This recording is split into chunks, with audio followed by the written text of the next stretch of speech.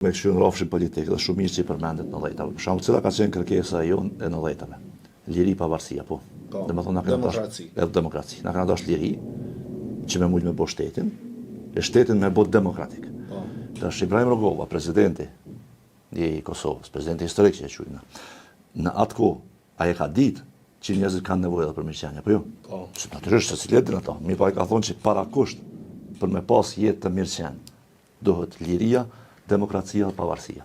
Kur i ki që to e ki mundësim për me bo mirëqenje. Tash çka po bën Albin Kurti? Shumë interesant. Prandaj unë mendoj që kjo është e kundërta e Ibrahim Rogovës. Ky po thotë ai hekim lirinë dhe pavarësinë. Edhe demokracinë. Pavarësinë, jo në kuptimin e pavarësisë, s'po them që pe hekësh pavarësinë e Kosovës, pavarësinë e institucioneve, që është po aq e rëndësishme sa edhe e shtetit.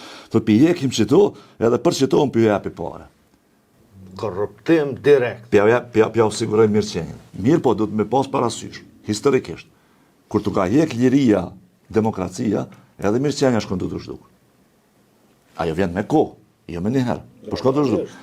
Unë po mendoj që kjo sjellje e sotme e qeverisë e Republikës së Kosovës është, po pajtona, ndërtim i strukturave paralele brenda institucionit shtetëror me qëllim të prapakthimit të postulatit dhe fitores së viteve të 90-ta, që ka hulmu me Kosovën e pavarur Republikë, për një shtet të lirë, demokratik edhe të pavarur. Po kjo është e kundërta që ka po ndodhë sot. Edhe qëta njerëz nuk duhet me haru. E di që kush do që e dëgjëm këtë emision, ka me thonë, ja se jënë ka ja të projnë, se Albin Kurti nuk është ashtu, nuk ka ndodhë. Qëra, gjërat edhe instalimi i diktaturave, ose shteteve autoritare, mos të quaj diktaturë, se është klasike, si të. E kemi pa edhe në Serbi, e kemi pa edhe në vendet për rreth. Këto vinë të instalum një ka një, kadal, hap pas hapi. Kjo nuk vjen për një herë. Jo. Nuk vjen për shembull sikur ku ta jo se të bje kres ashtu. Në bashkimin sovjetik të bolshevikëve kur e merrti pushtetin edhe për një herë bashkë. Jo, tash ndërtohet kadal. Për shembull, çka ka bëu Albin Kurti? Sulmet e vazhdueshme ndaj prokurorisë së gjyqësorit përgjithësi.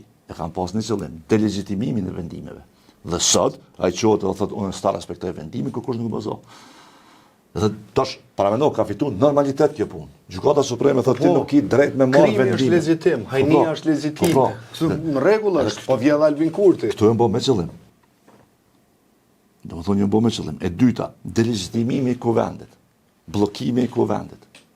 Jo votim të fshet, jo anej, jo ne, kjo ka qenë qëllimi me delegjitimu kuvend. A keni një sa herë ka përsërit Albin Kurti fjalin që përsërit edhe tash së voni në konferencë për shtypje qeveri, kem thas Kuvenski.